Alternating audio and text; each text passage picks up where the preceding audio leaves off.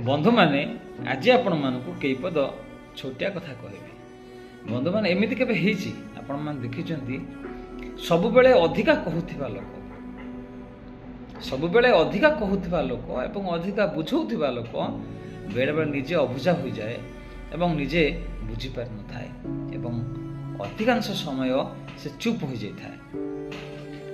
बंधु माने ए कथार तात्पर्य कौन कौन आपण मानकू यह विषय जना अछि कि थरटे बंधु माने से विषय आम बुझा और तर्जमा करवा कौन पाई आपण को बहुत बुझाउथुवा लोक हठात कि चुप हो जाए और आपण सांगरे पार्टी करुवा लोकटी आपण को सांगरे बहुत कथा होउथुवा लोकटी कौन पाई एवं कहीं अधिकांश समय चुप हो जाए था। बंधु माने एक कथा को बुझिया पई हेले एवं जाने पे हेले आपण मानकु से मनुष्यटर मन को बुझिया पड़ी थाए, तार हृदयर कथाटी को बुझिया पड़ी थाए, ता विषय आपण मानकु जानिबा पड़ी थाए।